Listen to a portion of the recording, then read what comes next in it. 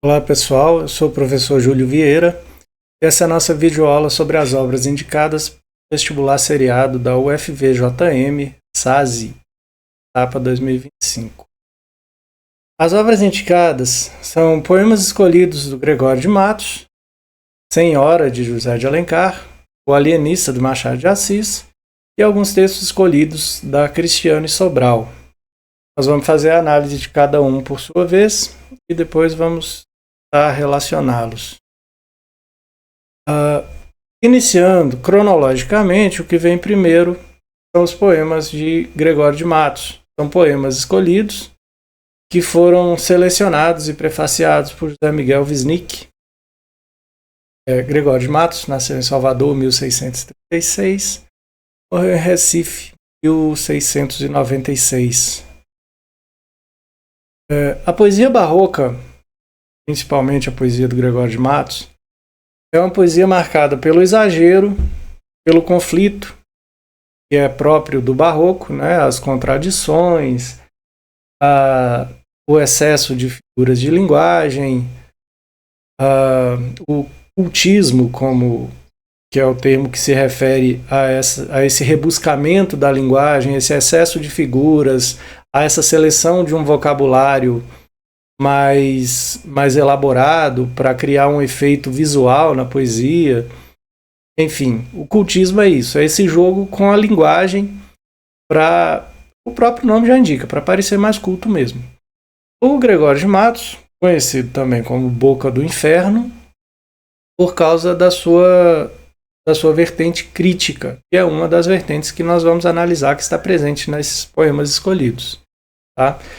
Os poemas escolhidos estão selecionados e separados em poesia satírica, poesia encomiástica, como poesia de circunstância. A poesia satírica é a poesia que o próprio nome já indica, serve para fazer sátira, né? Sátira dos costumes, sátira de pessoas, sátira da situação econômica da Bahia na época, enfim.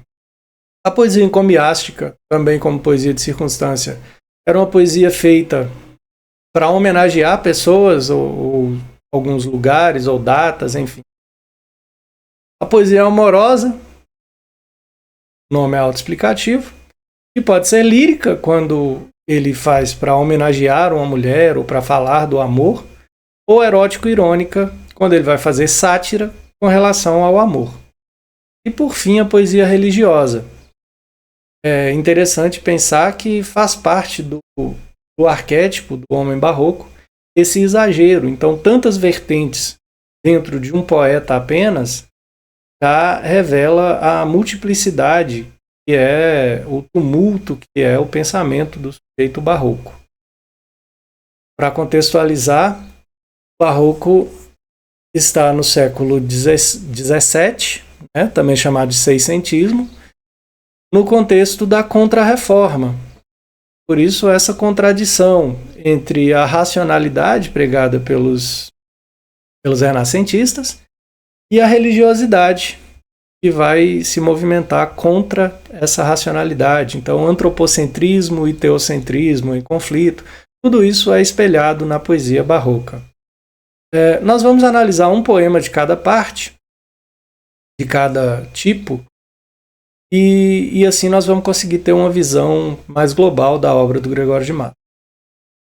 Começando pela satírica, escolhi um soneto dedicado à cidade da Bahia. Triste Bahia, ó quão dessemelhante estás e estou do nosso antigo estado. Pobre te vejo a ti, tu a mim empenhado, rica te vi eu já, tu a mim abundante. A ti trocou-te a máquina mercante, que em tua larga barra tem entrado. A mim foi-me trocando e tem trocado tanto negócio e tanto negociante. Deste em dar tanto açúcar excelente pelas drogas inúteis que abelhuda as simples aceitas do sagaz bichote. Oh, se quisera Deus que de repente dia amanheceras tão sisuda que fora de algodão o seu capote. Nesse poema, o poeta está criticando a decadência da cidade da Bahia e fazendo um paralelo entre essa situação e a sua própria. Quão dessemelhante estás e estou do nosso antigo estado. Então a cidade mudou E o poeta também mudou. O poeta já foi... o poeta se encontra pobre e a cidade também se encontra pobre. O poeta endividado, né, empenhado. A cidade já foi rica, o poeta já foi abundante. Vejam o jogo de contrastes que é próprio do barroco. Pobre, rica, empenhado, abundante, para falar dessa mudança de situação, dessa piora na situação. E a causa dessa mudança seria a máquina mercante, o mercantilismo. Se refere ao contexto da abertura dos portos. Por isso ele se refere aqui, desce a andar tanto açúcar excelente pelas drogas inúteis que a abelhuda simples aceita do sagaz brichote. Brichote seria uma forma pejorativa de se referir aos britânicos. E termina com esse pedido de um dia amanheceras tão sisuda que fora de algodão o teu capote. Então, que tome juízo a cidade da Bahia e ele mesmo. Porque se ele espelha a cidade da Bahia... Enfim, é um soneto que critica a situação de decadência em que se encontra a cidade da Bahia. E se refere à cidade de Salvador, como nós conhecemos. Existem diversos outros poemas satíricos, sátiras a pessoas, sátiras a outros lugares, enfim. Essa é um exemplo da poesia satírica. A poesia encomiástica.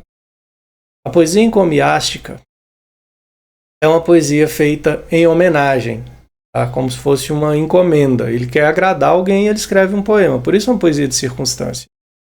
Então o contexto desse que eu escolhi descreve a ilha de Itaparica com sua aprazível fertilidade e louva de caminho ao capitão Luiz Carneiro, homem honrado e liberal, em cuja casa se hospedou. Vejamos o poema. Ilha de Itaparica, alvas areias, alegres praias, frescas deleitosas, ricos polvos, lagostas deliciosas, farta de frutas, rica de baleias. As putas, tais ou quais, não são más preias, pícaras, ledas, brandas, carinhosas, para o jantar as carnes saborosas, o pescado excelente para as ceias. O melão de ouro, a fresca melancia, que vem no tempo em que aos mortais abrasa o sol inquisidor de tanto outeiro. A costa que o imita na ardentia e, sobretudo, a rica, a nobre casa do nosso capitão Luiz Carneiro. Então ele está lançando aí uma homenagem à ilha de Itaparica e, junto com a homenagem à ilha, a homenagem ao capitão Luiz Carneiro, e enumera uma série de qualidades da ilha, as areias, as praias, os polvos, as lagostas, as putas, o jantar, tudo são qualidades que o poeta exalta nesse soneto. Na poesia amorosa, ele escreve alguns dos sonetos mais bonitos, na minha opinião. Rompe o poeta com a primeira impaciência, querendo declarar-se e temendo perder por ousado. Esse poema ele escreve para uma senhora chamada Ângela. E vejam como ele desenvolve o tema. Anjo no nome, angélica na cara. Isso é ser flor e anjo juntamente. Ser angélica flor e anjo florente, em quem senão em vós se uniformara? Quem vira uma tal flor que a não cortara de verde pé de rama florescente? E quem a um anjo vira tão luzente que por seu Deus o não idolatrara? Se, pois, como anjo sois dos meus altares, foreis o meu custódio e a minha guarda, livrara eu de diabólicos azares. Mas vejo que por bela e por galharda, posto que os anjos nunca dão pesares, sois anjo que me tenta e não me guarda. O poeta faz um trocadilho com o nome Ângela, dizendo que é anjo o nome e o rosto seria angelical. A flor angélica é ser flor e anjo juntamente. E o paradoxo barroco aparece no final, quando ele fala do desejo que essa mulher desperta nele. Quem vira uma tal flor que não cortara de verde pé da rama florescente. Então é uma flor que ele vê e quer ter para si. Se, pois, como anjo sois dos meus altares, forem o meu custódio e a minha guarda, livrara eu de diabólicos azares. Mas, vejam a oposição, né? Se fosse um anjo de guarda, ele estaria livre de diabólicos azares. Mas ela é bela e galharda, e anjos não dão pesares. Sois anjo que me tenta e não me guarda. Ou seja, se é um anjo que tenta e não guarda, ele está dizendo que ela é um demônio, né? Como um anjo caído. Então, é um jogo de palavras que ele faz para associar o nome da mulher a quem ele quer agradar a anjo e a flor ao mesmo tempo, e também dizer sobre a tentação que ela provoca nele. Um soneto muito bonito. A poesia erótica e irônica, a Floralva, uma dama em Pernambuco. Bela Floralva, se amor me fizesse abelha por um dia, em todo tempo estaria picando em vossa flor. E quando o vosso rigor quisesse dar-me de mão, por guardar-me a flor, então tão abelhudo eu andara, e em vós logo me vingara, com vos meter o ferrão. Veja que a poesia é erótica e irônica, porque ele está criticando essa senhora, está falando que se ele fosse uma abelha, ele ia meter-lhe o ferrão. É uma metáfora bem simples de se entender, né? E ao mesmo tempo que esse poeta escreve poemas tão belos como o que a gente acabou de ler para Dona Ângela, ele usa metáforas sexuais até agressivas em outros, né, como parte do paradoxo que é ser um poeta barroco. E por último, a poesia religiosa. E vejamos: a Christus, Senhor nosso crucificado, estando o poeta na última hora de sua vida. Meu Deus, que estás pendente de um madeiro, em cuja lei protesto de viver, em cuja santa lei hei de morrer, animoso, constante, firme e inteiro. Neste lance, por ser o derradeiro, pois vejo a minha vida anoitecer, é, meu Jesus, a hora de se ver, a brandura de um pai, manso cordeiro. Muito grande é vosso amor e meu delito, porém pode ter fim todo o pecar, e não o vosso amor, que é infinito. Esta razão me obriga a confiar, e por mais que pequei neste conflito, espero em vosso amor de me salvar. O poeta usa esse jogo de contrários, né, quando fala muito grande é vosso amor e meu delito, né, o amor está como oposição do delito, o amor é o contrário do pecado, e ele diz que ele espera viver e morrer na santa lei de Deus. Então é um poema bastante devoto, em que o poeta fala sobre esse arrependimento e fala sobre a confiança que ele tem na salvação por Cristo. Então, essa multiplicidade de vertentes dentro de um só poeta revela o próprio cultismo da poesia barroca. Tá? Então ele é um poeta que, ao mesmo tempo, ele escreve para criticar pessoas, para homenagear pessoas, para falar de amor com delicadeza, para falar de amor de forma agressiva e para pecar e para se arrepender. Então essa é a postura do poeta barroco Gregório de Matos. O romance Senhora, de José de Alencar, né? Seguindo a ordem cronológica, depois do barroco, nós vamos chegar na obra indicada, que é do romantismo. Tá? E José de Alencar podemos afirmar, o maior escritor de romances românticos, o maior escritor do romantismo, esse movimento literário brasileiro do século XIX, da primeira metade predominantemente do século XIX. Senhora é o que se pode considerar um romance urbano, porque ele está situado na corte, né? A história se passa no Rio de Janeiro e fala sobre a vida das pessoas na corte, sobre os salões, sobre os casamentos, sobre o modo de vida da burguesia, da alta burguesia carioca no século XIX. Esse romance apresenta desde o início, o que se pode chamar de pacto ficcional, porque ele vem com uma advertência ao leitor, que diz o seguinte: ao leitor, este livro, como os dois que o precederam, não são da própria lavra do escritor, a quem geralmente o atribuem.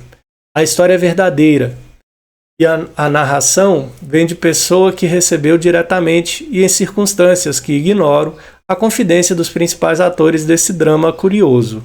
O suposto autor não passa rigorosamente de editor.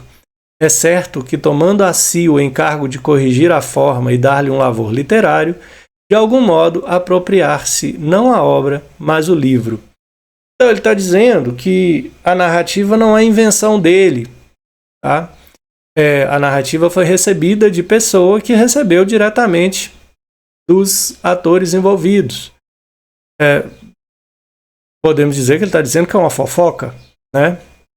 Mas uma fofoca dá ao livro o ar de verossimilhança. Quando ele diz, eu não inventei isso, eu recebi de pessoa que recebeu, né? Então eu estou vendendo pelo preço que eu comprei, eu recebi, estou contando da forma como me contaram, e quem me contou disse que ouviu das pessoas envolvidas na história. Então ele está criando uma aparência de verdade, ele está criando uma verossimilhança. Tá?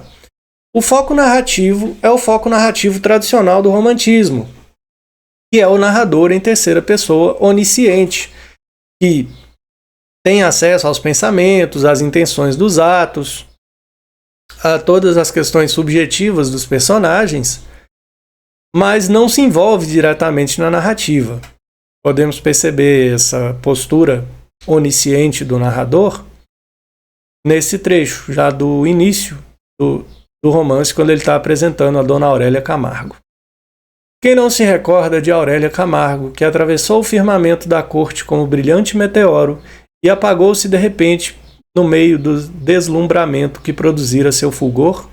Tinha ela 18 anos quando apareceu a primeira vez na sociedade. Não a conheciam e logo buscaram todos com avidez informações acerca da grande novidade do dia. Então, o narrador se coloca em terceira pessoa, né? Forma onisciente, ele vai apresentar os fatos. No enredo, nós temos uma história de amor tradicional do romantismo. Certo? Temos que lembrar que a principal característica do romantismo é a idealização.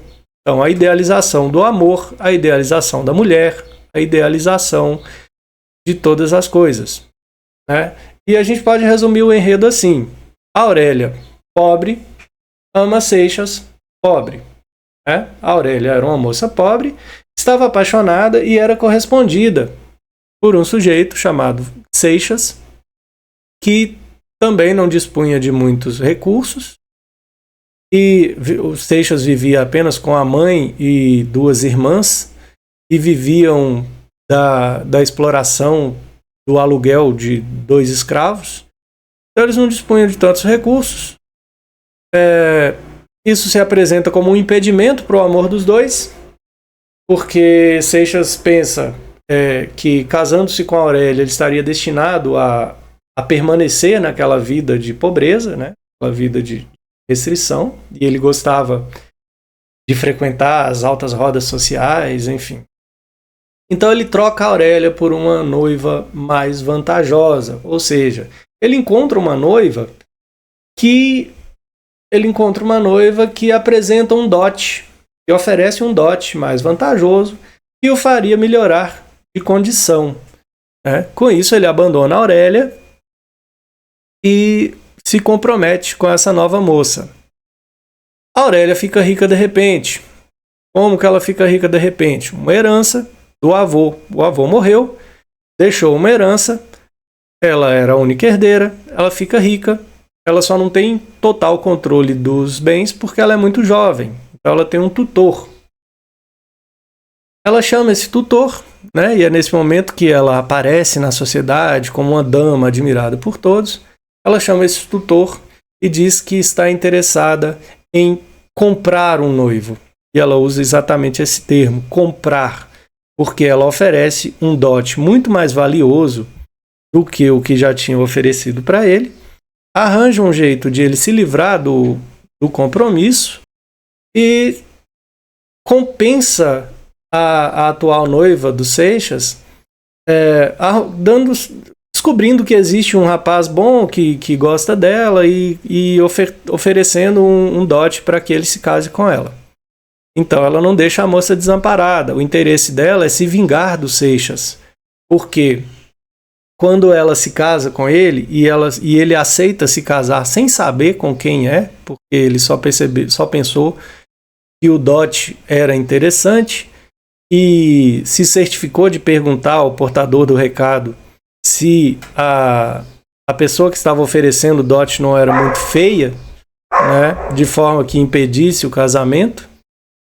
Mas ela, depois que se realiza o casamento, ela passa a maltratar e desprezar o Seixas, né? De forma a deixar bem claro que ela é dona dele, que ela o comprou com dinheiro mesmo. Não tem amor naquele relacionamento.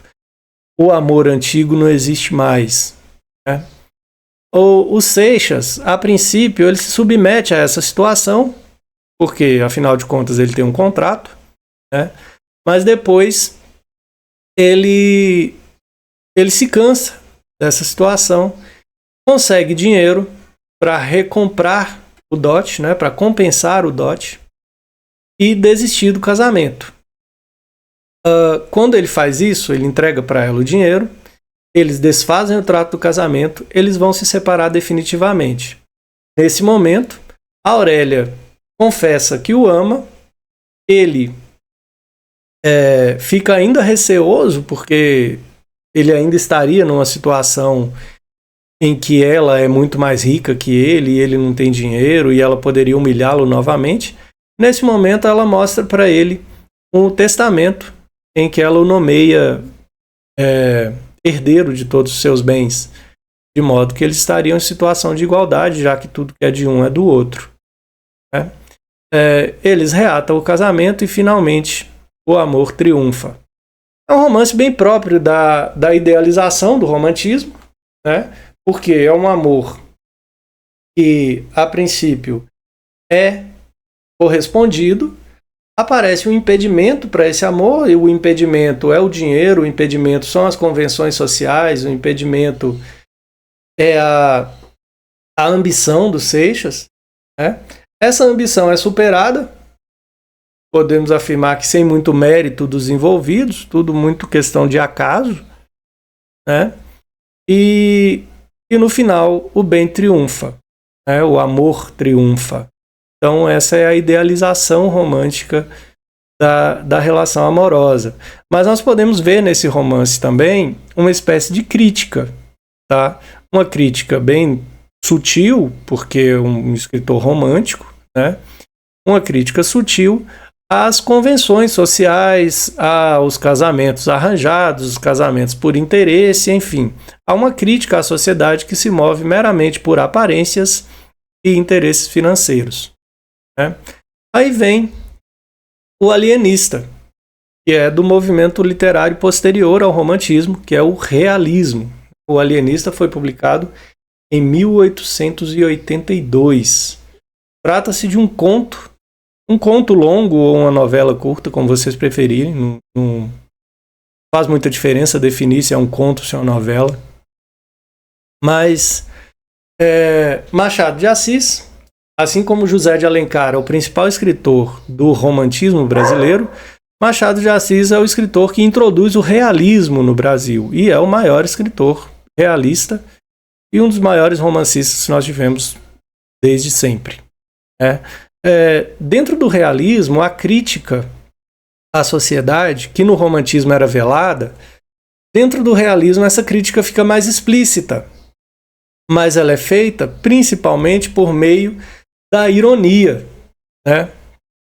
Principalmente por meio da ironia, porque em O Alienista, por exemplo, a ironia é direcionada ao cientificismo e ao positivismo que marcavam a época, né? O que é o positivismo e o cientificismo? O cientificismo acreditava que a ciência conseguiria governar todas as coisas, provar todas as situações por meio de experimentação, né? E diante dessa capacidade que a ciência tem de estudar todas as coisas, de compreender todas as coisas, o positivismo pregava que todas as coisas deveriam ser regidas pela ciência, né?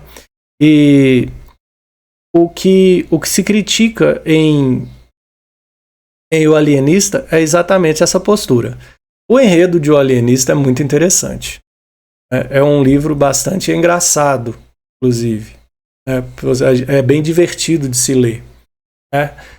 Simão Bacamarte, quem é Simão Bacamarte? Simão Bacamarte é um médico que acabou de chegar da Europa, reconhecido internacionalmente, que ele só não ficou na Europa regendo a universidade porque ele queria voltar para sua casa, voltar para sua terra, né? E quando ele chega em Itaguaí, que é o seu lugar, ele resolve construir uma casa de Orates, que é um manicômio, né? Este manicômio foi chamado de Casa Verde por causa das janelas verdes, e sendo chamado de Casa Verde, essa Casa Verde tinha por objetivo tratar os loucos da cidade, né? Entender o que seria a loucura e tratar esses loucos que havia na cidade, e por meio da ciência sempre, né? A princípio, o Bacamarte, o Simão Bacamarte, considerou como loucos quem tinha grandes desvios de comportamento. Então, a pessoa tinha comportamentos excêntricos, era considerado louco. Uma pessoa que tivesse muita inveja, uma pessoa que tivesse muito orgulho de seus próprios bens, por exemplo, havia um sujeito que saía todos os dias para admirar a casa que ele fez construir, para admirar a própria obra, né? E ele construiu a casa de forma que as pessoas conseguissem ver dentro a opulência e tudo. Essa vaidade foi considerada loucura. Por outro lado, também foi considerado louco um sujeito que herdou uma grande fortuna e se desfez dessa fortuna por meio de empréstimos, né? Ele emprestava dinheiro para todas as pessoas, ele fazia questão de ajudar e independente de estar acabando com o dinheiro dele, ele continuava emprestando, independente dele saber que as pessoas estavam se aproveitando dele, ele continuava emprestando. Simão Bacamarte mandou internar porque disse que era doido. Feito isso, começou a encher a Casa Verde e ele começou a enxergar a loucura em muitos pontos. Se antes era louco quem tinha grandes desvios de comportamento, passou a ser louco quem tinha pequenos desvios de comportamento. Então, um caso marcante foi quando ele resolveu internar a própria esposa. A esposa que ele escolheu de forma completamente objetiva, porque ele era um homem de ciência. Ele achou que era uma vantagem ela não ser bonita, porque o amor não o desviaria de seus propósitos, né? Ele achou que ela era uma pessoa com boa composição física e, portanto, lhe daria filhos fortes. Ironia que eles não tiveram filhos, né? Nem fracos, nem fortes, nem filho nenhum. E essa senhora, um dia, estava tentando escolher um vestido para usar em uma festa e passou a noite sem conseguir escolher esse vestido, e no outro dia estava falando sobre esse vestido. Ele considerou que essa postura da esposa, que esse comportamento da esposa era loucura, e se tão pequenos comportamentos eram loucura, ele começou a considerar que todos na cidade eram loucos. Quase todo mundo da cidade foi preso, foi internado na Casa Verde, né? Isso gerou revolta. Tentaram, um barbeiro conhecido como Canjica foi líder da revolta dos canjicas que tentou destruir a Casa Verde. Depois, o próprio barbeiro passou a fazer acordos com o Simão Bacamarte, né? E aí, o Simão Bacamarte passou a descobrir que passou a questionar que se quem tem pequenos desvios é louco, portanto todo mundo é louco, né? E ele então mudou a postura para dizer que quem pretensamente não teria nenhum defeito é que seria louco, né? A doença mental estaria em não ter nenhum defeito. E aí internava-se a pessoa, né? Dessa vez bastante reduzido o número de internos, internava-se a pessoa até descobrir qual era o defeito dessa pessoa. Então ele internava essa pessoa e ia seduzindo essa pessoa em sua vaidade, em sua ganância, em sua... sabe? Ia tentando descobrir um defeito. E afinal ele conseguiu descobrir que todas as pessoas tinham defeito, né? E ao comemorar que todos eram loucos, que todos tinham defeitos e portanto ninguém era louco, ele começa a pensar, se ele talvez não fosse a pessoa que não tem defeitos, e não tendo defeitos ele é louco. O argumento final é bem interessante, porque alguém diz para ele, olha, você não reconhece a sua própria perfeição, a sua própria elevação moral, porque além de tudo você é modesto. Nesse momento, ele concorda com o argumento e se interna na Casa Verde, como ele mesmo sendo o próprio louco. Fica lá internado, sozinho, e morre alguns meses depois. Ou seja, o único louco. Então, o romance tem essa postura crítica com relação aos defeitos da sociedade, já que mostra que todos têm defeitos e, portanto, ter defeitos é o normal. A vaidade, a ganância, o não saber lidar com dinheiro, todos esses são defeitos da sociedade, a sede de poder, enfim.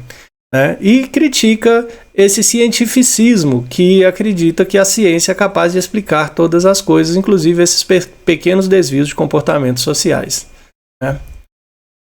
Aí aparece os 3 últimos textos, que são textos escolhidos da Cristiane Sobral, que é uma poeta contemporânea, nasceu no Rio de Janeiro em 1974. Os textos escolhidos são Não Vou Mais Lavar os Pratos, Sonho de Consumo e Rosas Lilás. A Cristiane Sobral é atriz formada pela UNB, ela foi a primeira atriz negra formada no curso de artes cênicas da UNB, não é o UFMG, é o UNB. É escritora, que foi publicada inicialmente em coletâneas, e o primeiro livro, que foi exclusivamente dela, foi Não Vou Mais Lavar os Pratos, foi publicado como livro de poemas em 2010. Vamos à análise dos textos. Tá? Não coloquei aqui o texto completo, Não Vou Mais Lavar os Pratos, trata-se de um poema bem longo, mas eu coloquei trechos significativos. Não vou mais lavar os pratos. Não vou mais lavar os pratos, nem vou limpar a poeira dos móveis.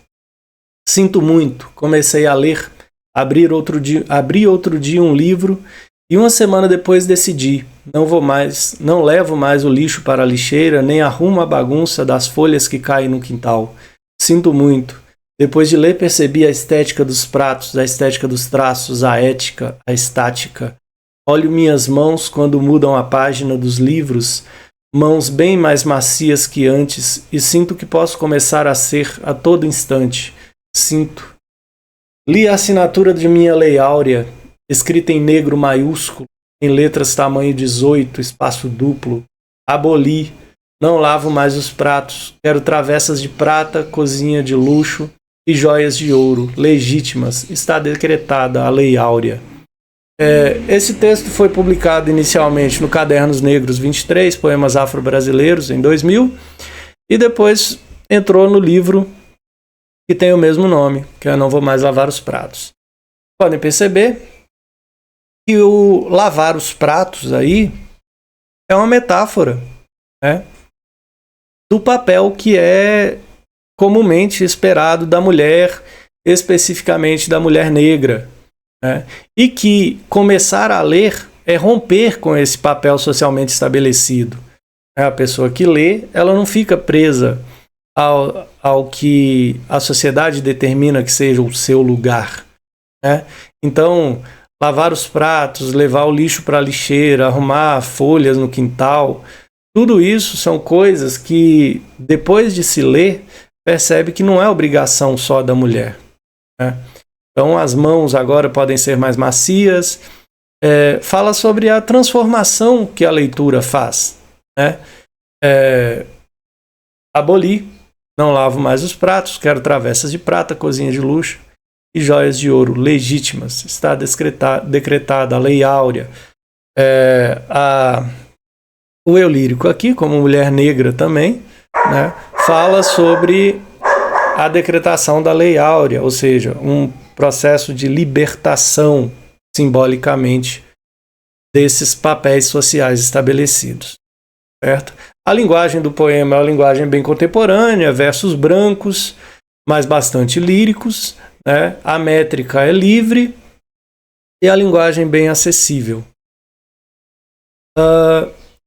O texto Sonho de Consumo é outro poema. Vejamos.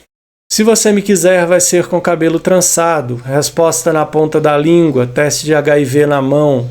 Se você me quiser, desliga a televisão, leia filosofia e decore o Kama Sutra. Muito bem. Se me quiser, esteja em casa, retorne as ligações e traga flores. Não venha com teoria sobre ereção ou centímetros a mais. Nem sempre vou querer sexo, nem sempre vou dizer tudo ou acender a luz. Posso usar ternos ou aventais. Qual a diferença? As noites serão sempre intensas à luz de velas. Se você realmente me quiser, ouse digerir a contradição. Me ajude a ser uma mulher distante diante de um homem. Quem disse que seria fácil? Então, o poema é publicado no Cadernos Negros, número 25, página 50. O poema trata dessa autoafirmação feminina, né? Olha, se você me quiser, vai ser do jeito que eu quero ser e não do jeito que você espera que eu seja.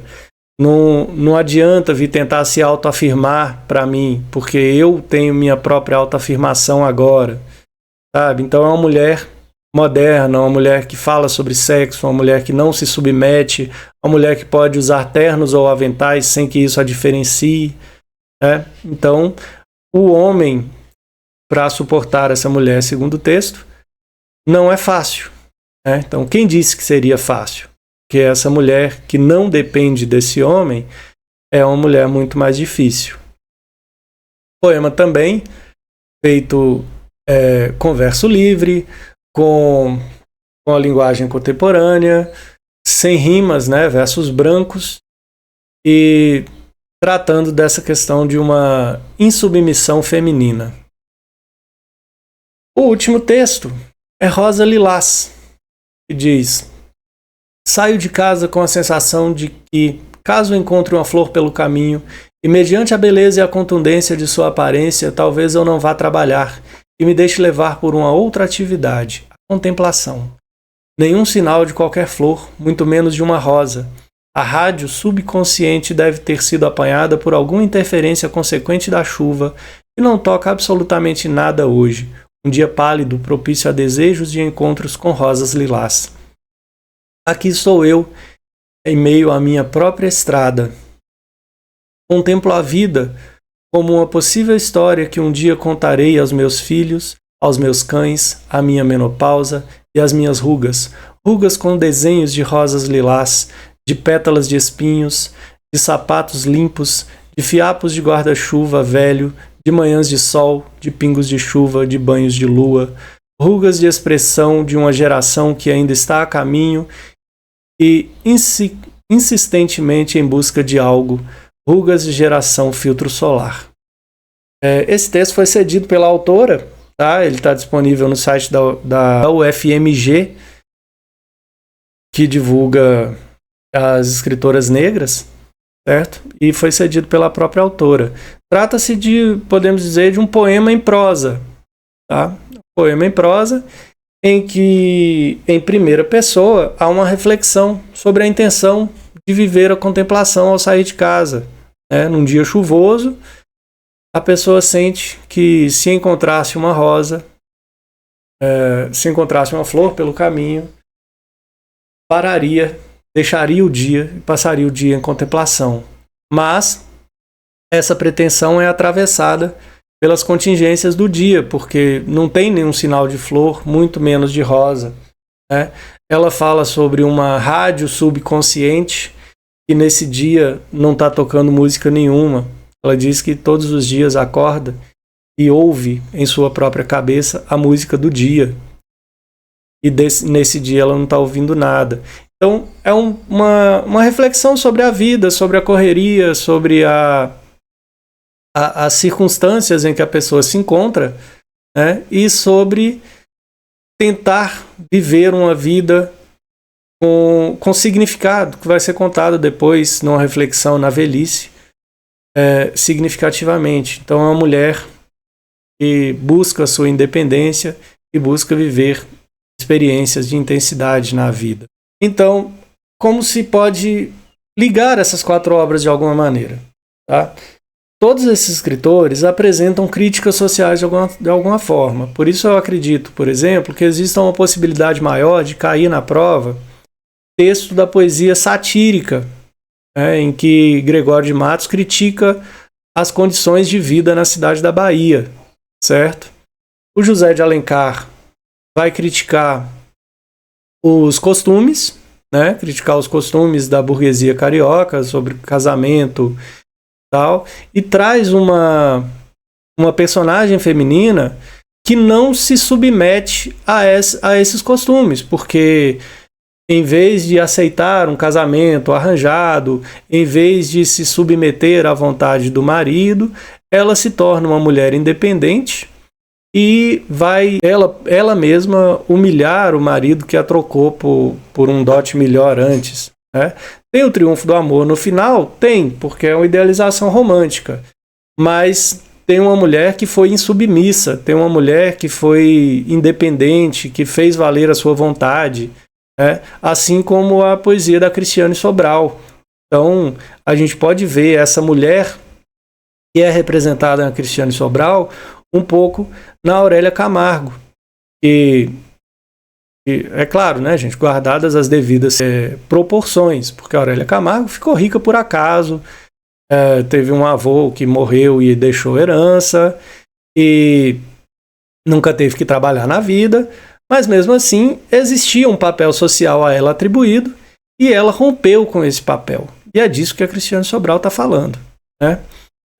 O Machado de Assis, em O Alienista, está criticando também o modo de vida carioca, né? Criticando também o modo de vida brasileiro e o cientificismo da época, né?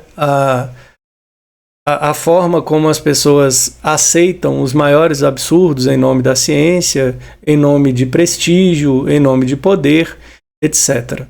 Então, é nessa perspectiva crítica que nós podemos encontrar as relações entre essas obras, né? Gregório de Matos, José de Alencar, Machado de Assis e Cristiane Sobral têm percepções críticas da sociedade de sua época, cada um do seu ponto de vista, cada um à sua maneira, mas sempre de forma crítica, sempre de forma a apontar comportamentos negativos da sociedade, tá? Comportamentos condenáveis na sociedade. Então é isso. Espero ter ajudado. Obrigado pela atenção. Até a próxima.